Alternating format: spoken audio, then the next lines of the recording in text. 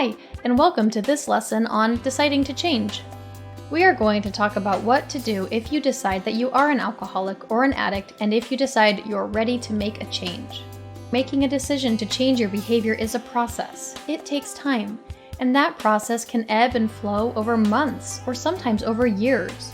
Dr. Miller in 1996 created what's called the Trans-Theoretical Model of Change, which identifies 5 stages of change we all move through when we're making a decision to change our behavior. And this is not just for addicts and alcoholics, this is for anybody making a change in their behavior. Every person can move through these stages at different paces, and we may advance or move back to a prior stage at any time. The first stage is called pre-contemplation, and in this stage, a person is not yet aware that there is a need for change. Other people may notice that there's a problem that needs changing, but the person that needs to change may not notice it. So more than likely, if you're watching this video, you're probably not in pre-contemplation stage anymore. But lots of people who are addicted spend a lot of time in pre-contemplation. The second stage is contemplation stage, and my guess is you're at least in this stage of change. And this is when you start to believe that you need to change in some manner. Generally, it's when the person realizes their behaviors and the resulting consequences are not in line with the way he or she wants to live their life. So, you start saying things like, maybe drinking or using isn't good for me anymore. The next stage is preparation, and that's when you realize you have a problem that needs to be changed and you start to plan for what you're going to do about that. Maybe you set a date to quit using, or you make an appointment for an evaluation, or you look up where 12-step meetings are in your area. In some way, you start thinking about, what do I need to do with this?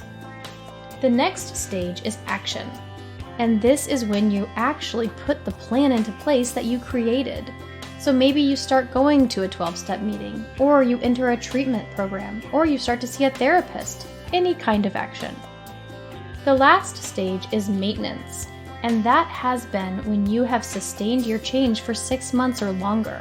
And this could mean that you have entered treatment and then you've been sober for 6 months, or even that maybe you've had a couple little slips, but you're still working a consistent program of sobriety. So, what stage do you think you're in?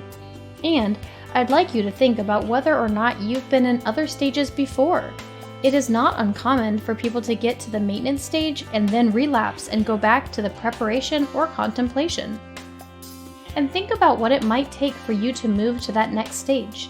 Maybe you're in contemplation and you want to think about how to move to the preparation stage, or you're in preparation and you want to move into the action stage. So, we're going to look at a few pros and cons to help us make that decision. In order to resolve ambivalence, it's important to know that it can take a long time to make a decision that you're an addict or an alcoholic and you need to do something different. Anyone seeking to change behavior has ambivalence. It's a very normal process, and we need to work through seeing the reasons that we use, what it gives to us, and the reasons we no longer want to use, and what it takes from us. We tend to make changes when we feel the consequences of our behavior more than we feel the pleasure of our behavior. We can resolve ambivalence by thinking about the pros and the cons of continuing to use and the pros and cons of stopping our use. In the exercise following this lesson, you will identify your reasons for using, cons of using, the benefits of reducing or quitting use, and lastly, what you will miss about using. Here are some examples of reasons for using, but you can have very different reasons. So please take some time after this lesson to think about what those reasons might be for you. The first is that it can help you with anxiety. Maybe it helps you to feel relaxed. It provides an escape from difficult feelings or situation. It's fun. It helps you with your social connections. Any and all answers are good. So now we want to look at the cons of continuing use.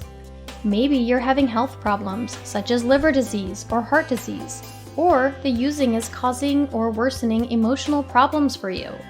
Depression and anxiety are very common in addiction, or its continued use is creating financial problems.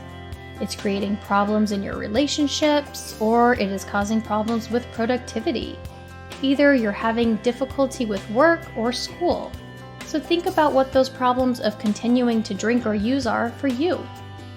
Now, let's look at the benefits of reducing or quitting alcohol or drugs. So, what are the things that would come into your life or that you would hope would come into your life if you quit using?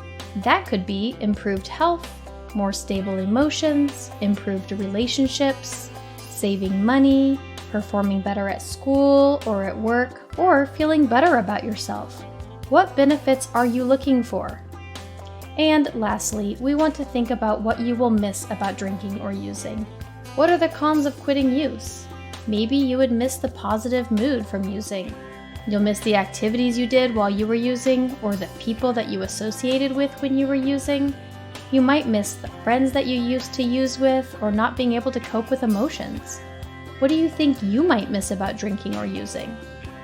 Once you've completed the exercise after this lesson, you'll be able to see your responses to your reasons for using, cons of using, the benefits of reducing or quitting use, and lastly, what you will miss about using. When the cons of using and benefits of quitting or reducing have more responses in it than the reasons for use and what you will miss about using, is when you are likely to decide to quit using.